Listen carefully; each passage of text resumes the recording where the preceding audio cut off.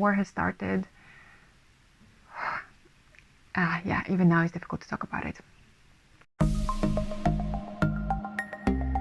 Hi and welcome to my channel. My name is Hannah, and today I want to record a little bit a different video for you. And this video is not going to be about personal development, but it's going to be about my experience being in Ukraine when the war started.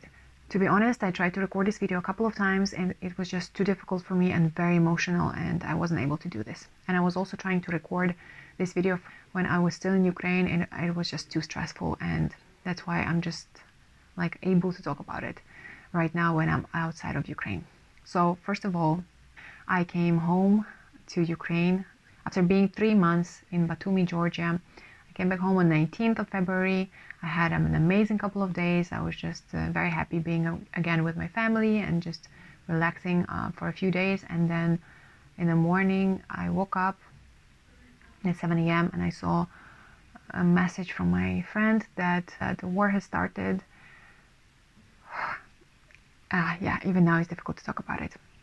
Even though there was a lot of news on TV that there's like more and more tension on the border with there's a lot of Russian troops close to Ukrainian border.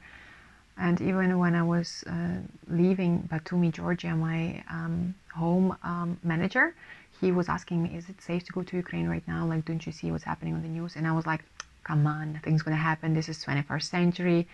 Putin is just threatening Ukraine. It's just been happening for some time already. This is not the first time. They're just doing their training, you know, as they say. So it's not going to happen. They will not dare to do this. Come on, in the middle of Europe. And I think most of people, they were hoping that this is what's happening and they will not start a real war. So what happened then, it was very stressful the first day. We realized that all the major airports were bombed in the same morning. And even though my hometown is in the western Ukraine, which is very close to Polish border, the airport in the nearest city, Lutsk, which is like 2 hours drive from my hometown, was also bombed. So it was pretty close to my hometown as well. So it was very stressful the first day. We didn't know what to do. And we were just glued to TV and watching all the news and just trying to understand the scale of what's actually happening and how it's going to impact our life. And the helicopter started to like monitor the area, and it was very difficult to sleep that night because there's a lot of helicopters moving around and we're not used to this kind of sounds. And the next day the sirens started. The area where my parents live, there's no bomb shelters, so people just started to get out of the buildings and standing outside. So it was also not comfortable to look at that, because honestly, like, if the 9-floor building will collapse, like, they have nowhere to run. So what we decided to do is to get out of the city and go to the village, which is 30 kilometers away from the city, because, you know, there's basically nothing to bomb and nothing to destroy. There's no military objects or any kind of infrastructure objects. It's just fields and forests around, and it's basically, my village is super small. It's like 50 houses and that's all.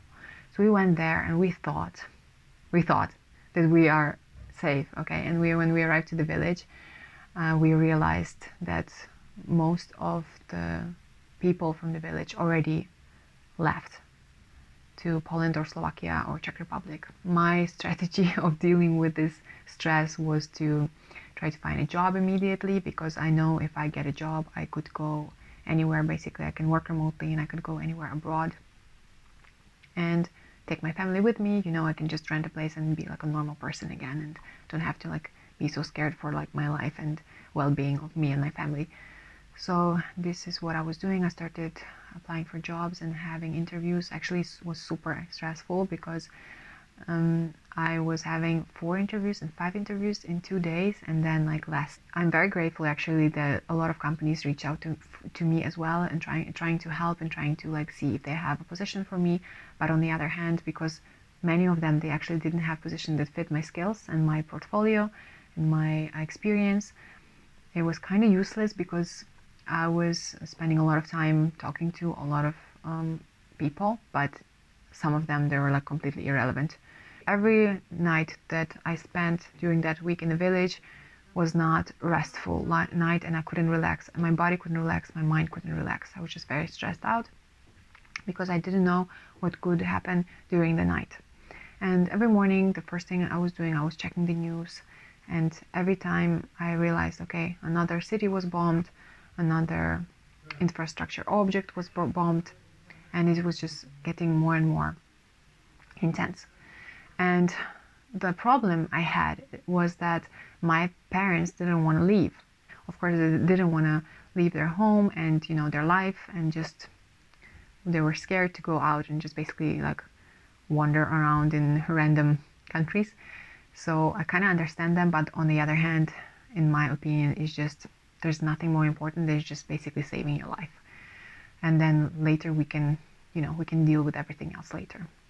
The last drop for me was when I woke up in the morning and I realized that at night Russian shelling caused fire in a nuclear station in the east of Ukraine, which is the largest nuclear station in Europe. When I saw that, honestly, I woke up in the morning, and I just directly in pajamas went out of the house, and I told my mom, like, let's pack our bags now. We are leaving. We're not gonna stay. This is enough. I'm very grateful that they did listen to me at that moment, and then we decided to leave. So we went to the city, and then in the city we hosted another family from the east of Ukraine. They were traveling through my city to go abroad, to go through Poland, and then we hosted them for one night, and then packed everything for our cats, our bags, whatever we could, and we left. We spent around 6 hours on the border, which was not that bad, because previously there was like a first wave of refugees, and some people were staying on the border for 1, 2, or 3 days. And what I want to say about the war is that, first of all, Putin is at this point like basically mentally unstable, or he's just delusional and has some kind of lack of information or incorrect information coming to him.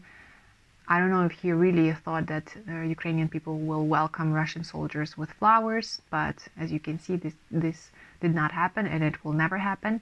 And actually, Putin was the person who, with his own hands, done something that nobody in Ukraine, no president in Ukraine have done in the past 30 years of Ukraine's independence.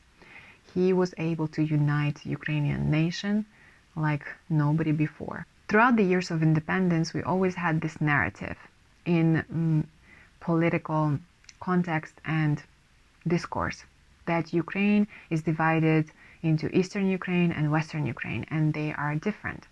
So Eastern Ukraine is mostly Russian speaking, so Russian language is their mother tongue, and they feel close cultural ties, and they have a lot of relatives in Russia, and they just want to kind of integrate with Russia more. And Western Ukraine is, first of all, Ukrainian speaking, and Ukrainian language is their mother tongue.